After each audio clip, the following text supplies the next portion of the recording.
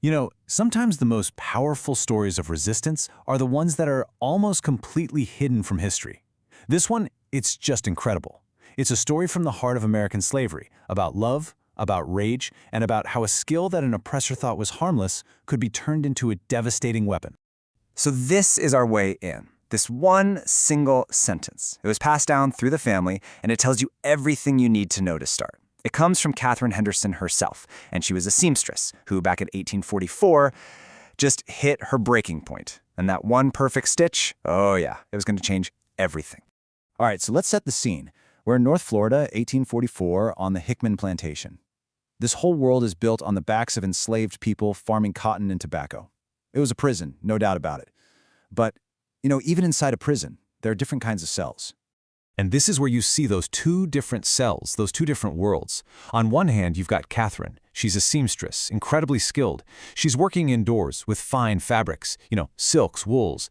It gave her this thin layer of protection. Then you have her husband, Thomas. His world was the complete opposite, just brutal, backbreaking labor in the cotton fields, sun, dirt, and the ever-present threat of violence. So different, right?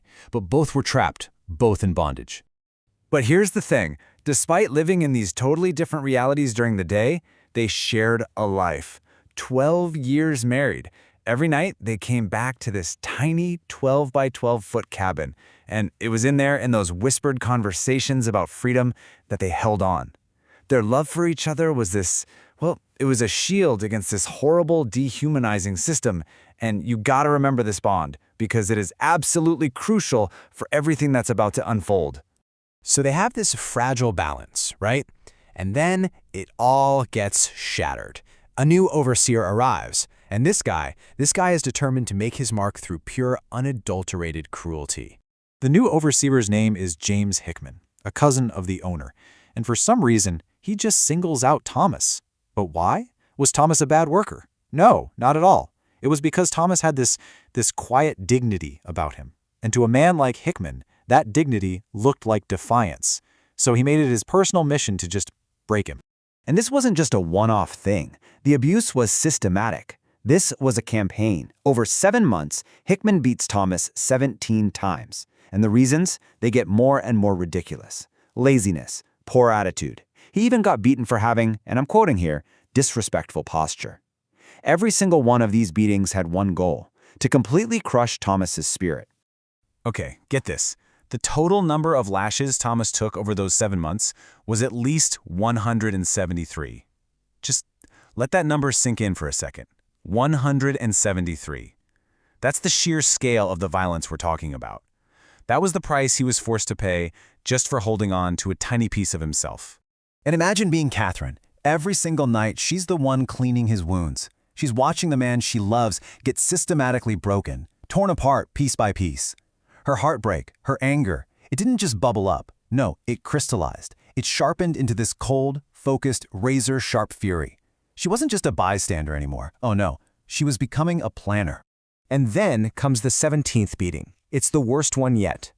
Thomas is dragged back to their cabin. He's barely even conscious. And for Catherine, that's it. That's the breaking point. She knows, deep down, he might not survive another one. And so that very night, her plan begins.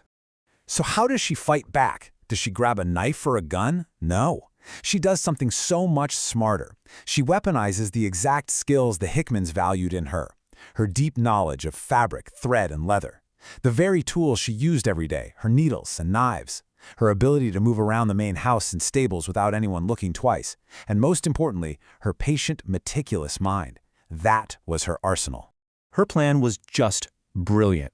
It was the work of an expert. Step 1, she slips into the tack room and studies Hickman's saddle, figuring out exactly where the critical stress points are. Step 2, with her sharp fabric knife, she carefully cuts through about 70% of the main threads holding the girth strap and stirrups together. Now, this is the crucial part. Step 3, she covers her tracks.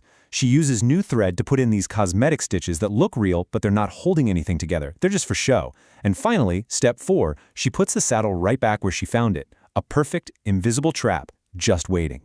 So the next morning, September 24th, dawns like any other. James Hickman gets ready for his day. He has absolutely no idea that his entire life is literally hanging by a few threads. And as he rides out toward the fields, The simple physics of it all kicks in. His weight, the horse's movement, it's just too much for those few remaining threads. Catherine's secret, invisible work finally gives way, and everything fails, all at once. It's an absolute cascade of failure. Pop, the girth strap separates and the whole saddle just slips sideways. Rip, both stirrups tear completely free, so he's got nothing to balance on. He's thrown hard to the ground. And the horse, Brutus, panics and tramples him. It's over. Catherine's plan had created a situation with zero chance of recovery. And here is the absolute genius of it. The sheriff comes, takes a look, and what's the official conclusion? A tragic accident. The equipment was just old, worn through, it was at the end of its life. Her work was so perfect, so expertly hidden, that it just looked like wear and tear. No one even for a second suspected foul play. So James Hickman is gone, and his death changes things on the plantation almost overnight. But it also created this enormous secret, a weight that Catherine would have to carry for decades. I mean, look at the difference. Before, Thomas was being beaten constantly. His health was failing. After the beatings stopped, his back actually started to heal. The constant terror they lived under, it eased up when a new, less vicious overseer was brought in. A quiet kind of justice was served. But again, that came with the heavy burden of her secret. Then, in 1865, the Civil War ends, and Catherine and Thomas are finally free. They move to Tallahassee, and those same skills Catherine used for survival and for revenge, well, now they become the foundation for a whole new life. She opens her own seamstress shop, and it's successful. It's just an amazing testament to her skill and her spirit. What Catherine pulled off, it's a textbook example of something historians call invisible resistance. Think about it. It's defiance that's hidden in plain sight. It's designed to attack a system of power from the inside without ever being detected. And the key to it all? It completely relies on the oppressor underestimating you. So for decades, Catherine never told a soul. She carried this secret with her.